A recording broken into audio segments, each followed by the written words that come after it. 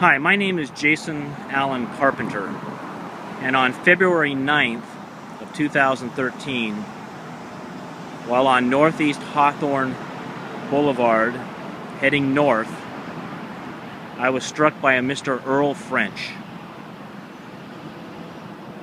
This is the damage that he caused to my passenger side right front fender, bumper, and blinker.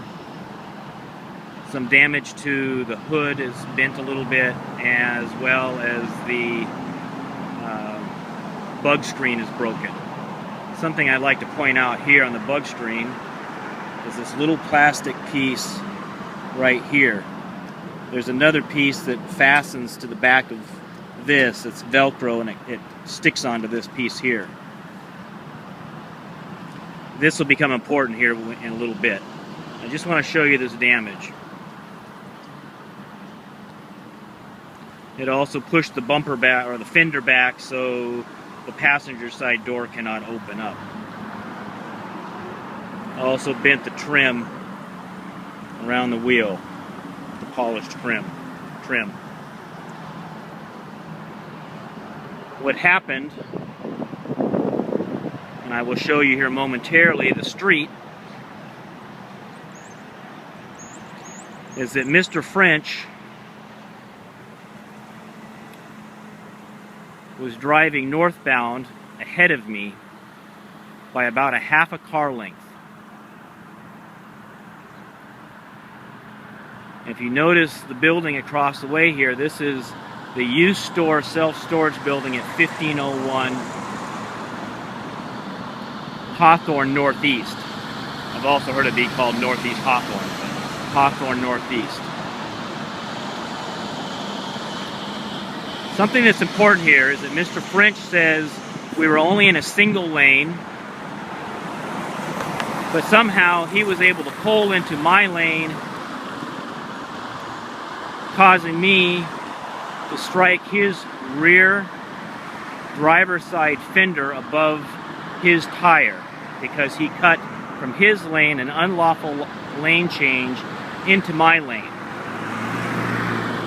Now he's claiming that I was driving in the center turn lane, which is that center lane there. You can see the arrow pointing.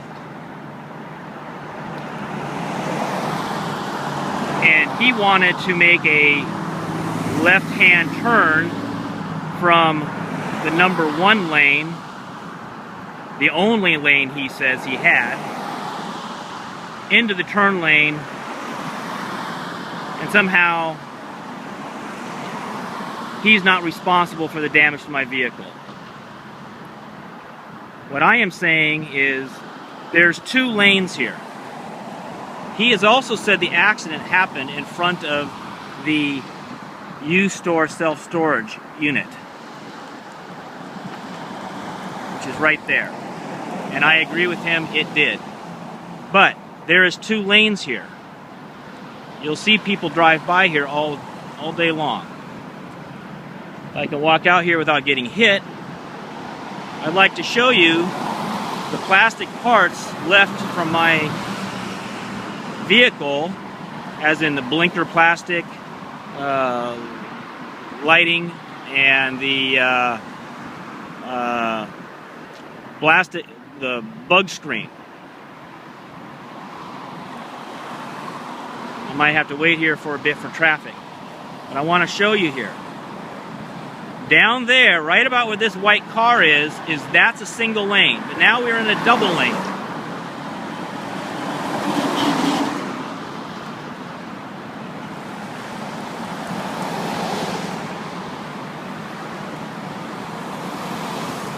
Where this car, now we got a car here in a little bit coming up. When it gets to the spot where Mr. French was, I'm going to tell you, he was a half a car length ahead of me when he decided he wanted to move into the inside lane from the outside lane where that red truck just went by, and this car is in the outside lane.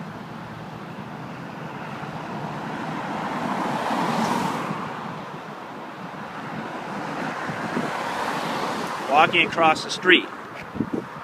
I want to show you where we're at here. I'm walking. Here's one lane. Here's two lanes. And right here is the remnants of the plastic and stuff that came off of my grill.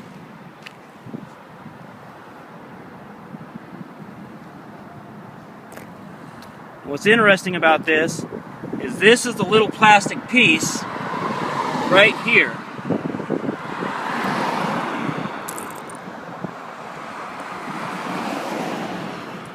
That is part of my bug shield. Or what was. I'm standing pretty much where the impact zone hit. And the plastic has been kind of swept off the main road here. But this is where it happened. And you will see two lanes. We then both moved up and pulled off of the impact zone, which would have been right in this area here, where he moved from that lane over there into this lane, striking my passenger side front fender. Here's all the contents of the broken plastic here. Not way back there where Mr. French says the accident took place, even though he says it was by the used store self-storage unit.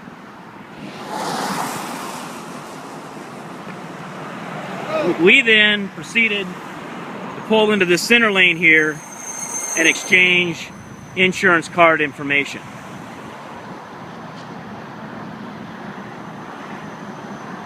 We're also across the street from a bar.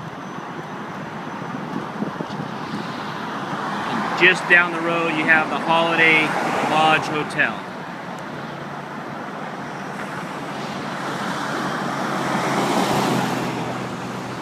I'm going to get some traffic here of cars.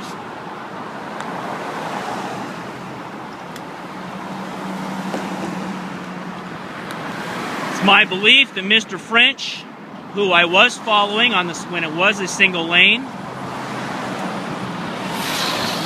moved over into the outside lane, and as I came up next to him, he decided he wanted to get into this turn lane. He was too preoccupied with trying to find some address where he was looking for, because he was acting like he was lost and confused. Back there on the single lane, he was tapping his brakes, weaving sometimes into the turn lane like he was going to turn, but then he didn't. When we got to this point here, just like that white car did, he moved into the number 2 lane, and I came up next to him, like I said, about a half a car length when he swerved into this lane, saying he was trying to get into the turn lane.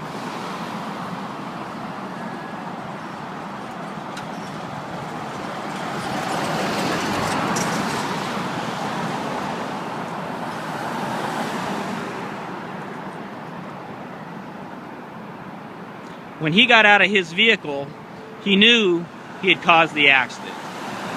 And I would be more than welcome to take an oath in a courtroom and say that when he got out of his vehicle, walking back towards my vehicle, he was saying, "I'm sorry, I'm sorry, I'm sorry."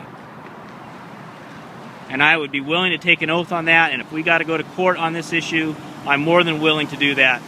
Even if it costs me more, and attorney's fees, and whatever other fees, legal fees, just so I can have the satisfaction of knowing that somebody who caused an accident is not trying to walk away scot-free on this.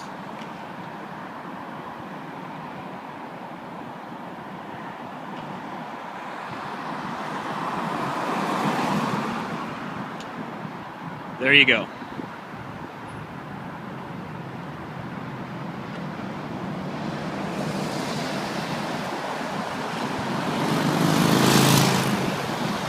Very easy, two vehicles to be side by side, right about where that white strip is, the beginning of the white strip. Once again, 2 lanes.